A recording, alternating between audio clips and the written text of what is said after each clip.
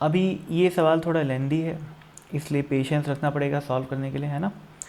मैं सवाल पढ़ता हूँ पहले, उसके बाद सॉल्व करेंगे आराम से। क्या लिखा हुआ है देखते हैं। A traveling wave is produced on a long horizontal string by vibrating an end up and down sinusoidally। एक रस्सी के एक एंड को पकड़ लिए और अप एंड डाउन कर रहे हैं साइनोसॉइडली। साइनोसॉइडली जब मैं अप एंड डाउन करूँगा तो जो सोर्स का मोशन है वो कैसा हो गया, एसएचएन। जैसे मान लो ये रस्सी है, इसके इस एंड को पकड़ लिया और क्या कर रहा हूँ, ऊपर नीचे अप एंड डाउन मोशन, और वो भी कैसा, साइनोसॉइडली। साइनोसॉइडल मतलब क्या हुआ, सिंपल हार्मोनिक मोशन, एसएचएम। तो जो वेव पैदा होगी वो कैसी होगी, वो सिंपल हार्मोनिक वेव पैदा होगी, या फिर उसको अपन और क्या बोल सकते हैं, साइनोसॉइडल वेव पैदा होगी। अच्छी बात है, आगे बढ़ते हैं। The amplitude of the vibration is 1 centimetre. Amplitude कितना दिया हुआ है, 1 centimetre. And the displacement become 0 200 times पर सेकेंड। इस पार्टिकल को जब मैं ऊपर नीचे कर रहा हूँ तो इस पार्टिकल का डिस्प्लेसमेंट 1 सेकेंड में 200 बार ज़ीरो हो रहा है। तो इसका मतलब इसकी फ्रीक्वेंसी क्या हुई, 100। क्यों, क्योंकि एक साइकिल में, एक ऑसिलेशन में 2 बार डिस्प्लेसमेंट ज़ीरो होता है एसएचएम के केस में। फिर से बोल रहा हूँ, एसएचएम के केस में एक साइकिल में 2 बार डिस्प्लेसमेंट ज़ीरो होता है। तो 200 बार अगर डिस्प्लेसमेंट ज़ीरो हो रहा है, इसका मतलब साइकिल कितने हैं, 100। तो 100 साइकिल्स पर सेकेंड, इसका मतलब फ्रीक्वेंसी कितनी हो गई, 100। ठीक है, तो फ्रीक्वेंसी की वैल्यू क्या आ गई, 100 हर्ट्ज़, और एम्पलीट्यूड कितना दिया हुआ था, 1 सेंटीमीटर। दो इन्फॉर्मेशन कलेक्ट हो गई, आगे बढ़ते हैं। The linear mass density of the रस्सी इज़ 0.1 kg। तो लीनियर मास डेंसिटी यानी कि म्यू अपने को दे रखा है 0.1 kg पर मीटर। आगे, kept under a tension of 90 Newton. Tension की वैल्यू अपने को दे रखी है 90 न्यूटन।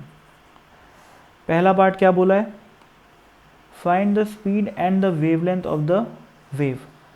वेव स्पीड निकालनी है और वेवलेंथ निकालना है ना। तो निकालते हैं। वेव स्पीड कितनी होती है, √T/μ, tension bye linear mass density. Tension कितना है 90, म्यू कितना है 0.1। सॉल्व करोगे तो आंसर आ जाएगा 30 मीटर पर सेकेंड। ठीक है, आगे, assume that the wave move in the positive x direction. Wave कहाँ जा रही है, पॉजिटिव एक्स डायरेक्शन में, और कंडीशन ये दी हुई है कि एट t इक्वल टू 0 दी and x is equal to 0 is at its positive extreme position. अभी ये अगर and x is equal to 0 मान लेता हूँ मैं, तो बोला है कि t इज इक्वल टू 0 पे ये जो एंड है वो कहाँ पर है, पॉजिटिव एक्सट्रीम पे, यानी कि यहाँ पर है, यानी कि अपने एम्पलीट्यूड पे है।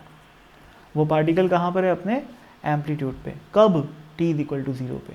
और वो कौन सा पार्टिकल है, जो कि x इज इक्वल टू 0 पे प्रेजेंट है। इस कंडीशन का यूज़ करते हुए बोला है राइट द वेव इक्वेशन। तो लिखते हैं। अभी वेव इक्वेशन निकालने के लिए मेरे को क्या क्या ज़रूरत पड़ेगी समझो। सबसे पहला तो मेरे को ओमेगा निकालना पड़ेगा। ओमेगा क्या होता है, 2πf, है ना। 2πf की वैल्यू कितनी है, 100। तो सिंपली 200 पाई आ गया, है ना, हर्ट्स में आएगा ऑब्वियसली।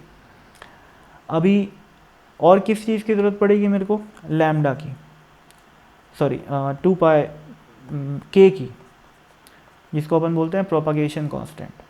तो वो कितना होता है, 2π/λ।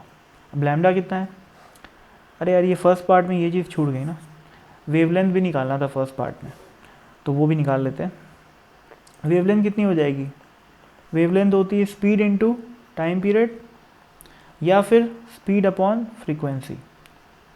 स्पीड कितनी है 30, यहाँ भी कैलकुलेट किया अपन, और फ्रीक्वेंसी कितनी है 100। तो कितना आ गया, 0.3 मीटर। 0.3 मीटर को मैं क्या लिख सकता हूँ, 30 सेंटीमीटर भी लिख सकता हूँ। तो वेवलेंथ आ गया 0.3 मीटर या फिर 30 centimetre. Propagation constant k is equal to 2π/λ होता है। तो 2π डिवाइडेड बाय 0.3, तो ये आ जाएगा 20π/3।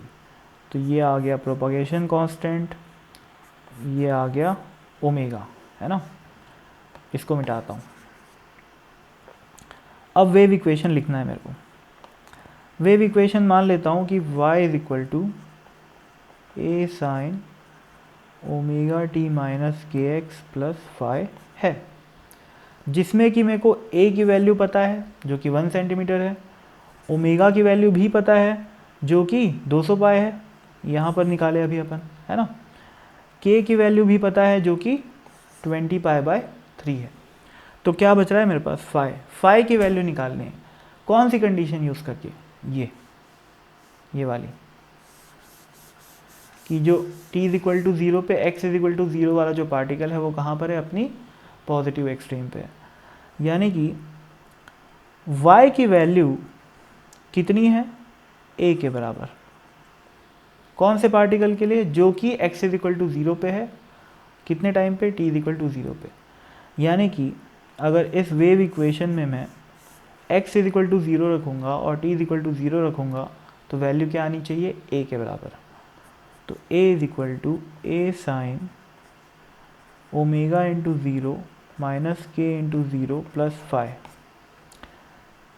तो a is equal to A sine phi आ गया, तो इससे साइन फाई की वैल्यू क्या आ गई, 1 आ गई, a कट जाएगा, तो फाई की वैल्यू क्या आ गई, पाई बाय 2। फाई की वैल्यू भी आ गई।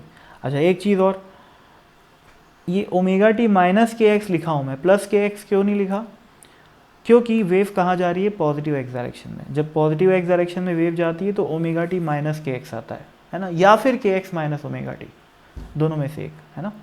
फिलहाल मैं ओमेगा टी माइनस के एक्स लिखा हूँ। तो हमारा फाइनल आंसर क्या आ गया वेव इक्वेशन का। अब आंसर है तो उसको कुछ दूसरे कलर में लिख देते हैं, रेड ले लेते हैं चलो। y is equal to a which is 1 centimetre,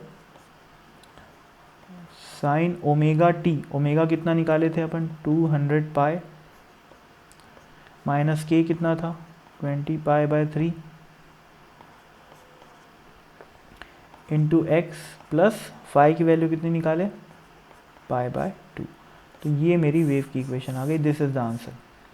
अभी कुछ लोग कंफ्यूज हो जाते हैं कि ओमेगा टी लिखे माइनस, मतलब ओमेगा टी माइनस के एक्स लिखें कि के एक्स माइनस ओमेगा टी लिखें।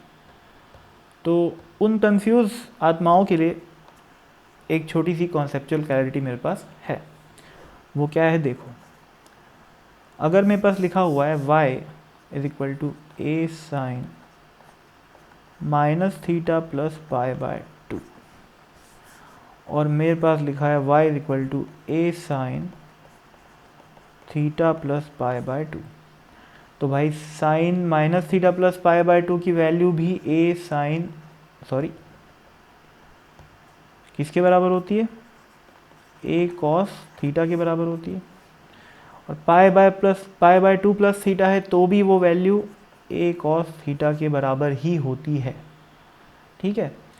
तो माइनस थीटा हो चाहे प्लस थीटा हो कोई फ़र्क नहीं पड़ता। तो इसका मतलब के एक्स माइनस ओमेगा टी हो या फिर ओमेगा टी माइनस के एक्स हो, कोई फ़र्क नहीं पड़ता, ठीक है। तो आई होप कन्फ्यूज़न क्लियर हो गई होगी।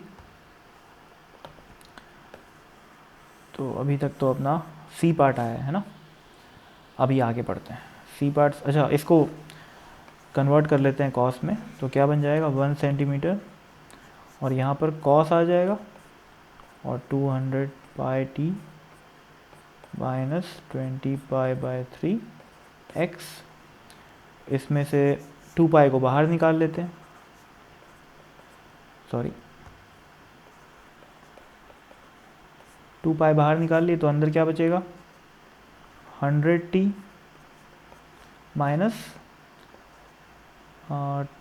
10x बाय 3, ये इसका आंसर है। वो वही बात है ना, इसमें और इसमें कोई फ़र्क नहीं है, ठीक है ना, इसमें भी कोई फ़र्क नहीं, तीनों एक ही। लेकिन चूंकि वो आंसर बुकलेट में, मतलब आंसर की वाले सेक्शन में कुछ इस तरीके का आंसर दे रखा है, तो मैं ऐसा ही निकाल लिया, उससे वो कोई कंफ्यूज होने वाली बात नहीं है ना। और इसमें वो 100 को भी उन्होंने नीचे ले जाके 0.01 कर दिया है, उससे भी कोई फ़र्क नहीं पड़ता, है ना। और उन्होंने क्या किया है, ये जैसे लिखा हुआ है t/0.01 माइनस 10x/3, तो उन्होंने 10x/3 माइनस t/0.01 कर दिया है, उससे भी कोई फ़र्क नहीं पड़ता है ना, क्योंकि अगेन वही बात है, cos थीटा लिखो चाहे cos माइनस थीटा लिखो, दोनों की वैल्यू एक ही होती है ना, तो कोई ज़्यादा टेंशन लेने वाली बात नहीं है। अभी आगे बढ़ते हैं, फोर्थ पार्ट क्या लिखा हुआ है भाई फोर्थ पार्ट में, सॉरी मतलब थर्ड पार्ट, ये सेकेंड पार्ट था, मतलब बी पार्ट था ये। अभी सी में क्या लिखा है, find the velocity and acceleration of the particle at x is equal to 50 and t is equal to 10 millisecond. तो यार इसमें तो कुछ भी नहीं है, इसी इक्वेशन को मैं डिफ्रेंशिएट कर देता हूँ, है ना। डिफ्रेंशिएट अगर मैं करूँगा तो क्या आएगा, del y by del t, मतलब वेलोसिटी पार्शियली डिफ्रेंशिएट करना है, ध्यान रखना है ना, तो वो क्या आ जाएगा 1 सेंटीमीटर, या मैं एक काम करता हूँ बेसिक वाली इक्वेशन को डिफ्रेंशिएट कर देता हूँ, वैल्यूज़ खुद रख लेना यार, वो कोई बड़ी बात नहीं है ना। तो आ जाएगा del by del t a cos omega t minus के एक्स, इसको डिफ्रेंशिएट करेंगे तो क्या आएगा, ए कॉस का डिफ्रेंशिएशन क्या होता है minus sign omega t minus के एक्स, चेन रूल लगाएंगे, अंदर वाली चीज़ को फिर से डिफ्रेंशिएट करेंगे तो क्या आएगा ओमेगा, ओमेगा टी का डिफ्रेंशिएशन क्या होता है ओमेगा, के एक्स का डिफ्रेंशिएशन तो ज़ीरो हो जाएगा क्योंकि एक्स कांस्टेंट है। क्यों कांस्टेंट है, क्योंकि मैं पार्शियली डिफ्रेंशिएट कर रहा हूँ, ठीक है। तो क्या आ गया minus A omega sine omega t minus के एक्स। अब भाई यहाँ पर t इज इक्वल टू जो भी वैल्यू दी हुई है ना, कितनी 10 मिली सेकेंड, और x is equal to 50 centimetre को पहले तो ऐसा यूनिट में कन्वर्ट कर लेना, 50 सेंटीमीटर मतलब 0.5 मीटर हो जाएगा, और 10 मिली सेकेंड मतलब 10 का पावर माइनस 3 सेकेंड हो जाएगा, उसमें कन्वर्ट ज़रूर कर लेना पहले, उसके बाद इस इक्वेशन में रख देना यार, आंसर आ जाएगा, कोई बड़ी बात नहीं। और इसको फिर से डिफ्रेंशिएट करूँगा तो क्या आएगा, ये क्या है भाई, del y by del t क्या है, वेलोसिटी है ना। वेलोसिटी को फिर से डिफ्रेंशिएट करूँगा तो क्या आएगा acceleration, del square y by del t square which is acceleration. Differentiate करेंगे तो ए ओमेगा तो कांस्टेंट है, साइन का डिफ्रेंशिएशन हो जाएगा कॉस, चेन रूल से अंदर वाले टर्म को फिर से डिफ्रेंशिएट करूँगा तो क्या आएगा एक ओमेगा, तो क्या आ गया minus A omega square cos of omega t minus के एक्स। अभी इस इक्वेशन में ए की वैल्यू रखो, ओमेगा की वैल्यू रखो, टाइम रखो, एक्स रखो, ओमेगा रखो, के रखो, आंसर निकालो, एंजॉय करो, है ना।